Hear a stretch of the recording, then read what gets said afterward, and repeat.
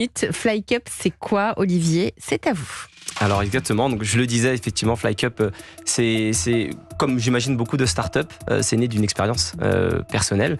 Donc effectivement, festival, cette problématique de consommation et cette vision aussi qu'il y avait trop de déchets finalement dans les événements, que ce soit dans les festivals ou dans les autres typologies d'événements sportifs ou culturels. Et donc nous on a créé Fly Cup pour répondre à cette double problématique. D'abord une problématique de praticité. On vient apporter des nouvelles solutions packaging qui permettent à tout un chacun de pouvoir transporter l'ensemble de son menu à une main. Donc on a toujours une main libre, ce qui permet de pouvoir se déplacer facilement, transporter effectivement et consommer de manière pratique et surtout profiter du moment. Donc ça, Fly Cup, c'est ça, on réinvente l'expérience de consommation comme ça et de manière durable. Parce qu'on a toute une gamme de produits recyclables, fabriqués en France, sans aucun film plastique. Donc on répond aussi aux nouvelles prérogatives de la loi AGEC sur les emballages plastiques à usage unique. Et dernièrement, une nouvelle gamme réutilisable pour une consommation zéro déchet. Merci pour votre pitch, Olivier Rousseau, fondateur et CEO de Fly Cup. Allez, petit tour de table de la France Bouge ce soir sur Europe 1. Nathalie Bellon-Szabo, vous en pensez quoi de cette start-up? J'en pense que du bien, parce que je travaille déjà avec eux. Ah bon, je ne savais pas. Bon, ce sont des coïncidences, hein, mais bon, voilà. C'est peut-être un petit monde, je ne sais pas. Non, mais c'est un petit monde aussi. Il est surtout dans l'événementiel, et nous sommes aussi dans l'événementiel. Donc on travaille à Marseille, sur le stade de l'OM. On travaille ensemble. On a travaillé pour la Coupe du Monde de rugby en début d'année, et puis là, il va travailler aussi avec nous sur les Jeux Olympiques, puisqu'on s'occupe de tous les fans des Jeux Olympiques, et du coup, il va nous aider effectivement avec ses produits à faire en sorte que les fans puissent manger, boire en même temps, et en même temps regarder les épreuves sportives. Donc ça signifie que vous allez livrer pour Paris 2024 tous les sites de compétition, donc notamment aussi les fan zones, j'imagine. Oui, sites de compétition et sites de célébration, comme on dit. Sites de célébration, effectivement. Ça signifie quoi? Ça signifie qu'il y a des camions qui vont venir tous les jours avec les... Racontez-nous, ça va être quoi votre travail pendant les JO? Alors, d'un point de vue logistique, il faut livrer la marchandise en amont. Donc, avant l'ouverture de la compétition, on va effectivement livrer depuis notre usine de fabrication qui est basée en Bretagne, on va livrer les 40 sites à peu près de compétition. Mais quoi? Vous allez livrer quoi? On va livrer les buvettes des stades. Donc on va livrer chaque stade, et dans chaque stade on va apporter les produits dans chacune des buvettes. Donc ça va être dispatché de cette manière-là. Et quels produits? Et donc nous on va proposer, offrir des produits, donc des Fly Cup, pour transporter l'ensemble des menus et des boissons lors de cette compétition. Et il y en a combien là dans votre carnet de commandes? Alors là on est à 1 160 000 Fly Cup. Donc vous disiez justement tout à l'heure, est-ce que pour Sodexo Live c'est l'un des plus gros marchés événements? En tout cas pour nous ça l'est. Là, vous, c'est une première. C'est-à-dire que vous êtes né il y a pas longtemps. On est né il y a 5 ans. Il y a 5 fin ans, 2019. vous vous rendez compte? On vous avait dit il y a 5 ans, l'entreprise va participer au JO. Ouais, c'est exceptionnel. C'était un de mes rêves. C'était dans la roadmap. On fait souvent des roadmaps quand on est quand on a cette vision-là.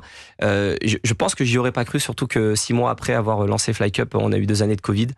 Et je pense que vous voyez très bien de quoi je parle, c'est-à-dire que la restauration dans les stades, ça a été la dernière chose qui a été réouverte. Oui, il y a eu les jauges, souvenez-vous. Il y avait les jauges, ensuite il y avait les jauges, mais il n'y avait pas droit à la restauration. Et puis ensuite, on a ouvert la restauration. Donc on a attendu, nous, fin 2021, vraiment tout début 2022, pour vraiment se lancer et commencer à démarrer à travailler avec l'ensemble des stades. Et comment vous intégrez ce petit milieu de Paris 2024 ? Alors, comment vous avez réussi à vous faire une place ? Je pense comme la plupart de tous les autres stades et sites de compétition qu'on a réussi à avoir avant même les Jeux, c'est-à-dire qu'on y va, on lâche rien, on rappelle, on relance, on envoie des mails. C'est bien, c'est ce qu'il faut. C'est vraiment le lien important. Ouais. 1 114 000 Fly Cup pour cette start-up. Jérôme Giacomoni, votre regard dessus, ce que vous en pensez, ses points forts? Moi, je trouve que c'est très impressionnant qu'ils aient réussi à amener une nouvelle idée, quelque chose de vraiment novateur, parce que ça n'existait pas, et de percer aussi vite. C'est-à-dire que c'est fulgurant. C'est fulgurant. Je crois, Olivier, tu m'as dit que tu avais 2 tiers des stades déjà. De foot de Ligue 1 en France. Ouais. Donc c'est quand même énorme. J'aimerais bien, moi, voir à quoi ça ressemble. Oui, alors il faut aller sur le site. Je l'ai vu, c'est pour des auditeurs de Okay. Alors pour vous décrire rapidement, ce sont des plateaux repas finalement que l'on a créés, qui permettent d'intégrer à la fois la boisson et la nourriture avec une prise en main particulière, ce qui fait que l'on peut attraper facilement ce plateau repas et donc de pouvoir le transporter vraiment de manière très pratique, d'avoir toujours une main libre et donc de vivre une expérience finalement extraordinaire, incroyable quand on est en train de se restaurer dans un lieu. Donc Jérôme, 4 ans d'expérience, ils ont très très bien compris le marché. Oui, ils sont allés très vite, ils ont conquis le marché, ils créent finalement une nouvelle façon de consommer qui est bonne d'un point de vue pour la planète et qui rend un vrai service aux visiteurs et qui permet d'augmenter l'émotion parce que justement on passe pas son temps à regarder où est son sandwich, si on fait pas tomber, son verre, etc., on est encore plus dans l'événement. Donc un très grand bravo pour avoir réussi sur une idée finalement relativement simple. Et donc, c'est la preuve que toute personne qui a une bonne idée, qui a la hargne et qui veut y aller, il peut se déployer comme ça extrêmement vite. Et se retrouver au JO. 5 ans après, au JO de Paris 2024. On va en savoir plus. Vous avez aussi des besoins. C'est pas parce que vous êtes au JO que ça y est, c'est fini. Au contraire. C'est sûr. Vous avez des besoins. Aujourd'hui, votre plus gros challenge, c'est qu'il va falloir...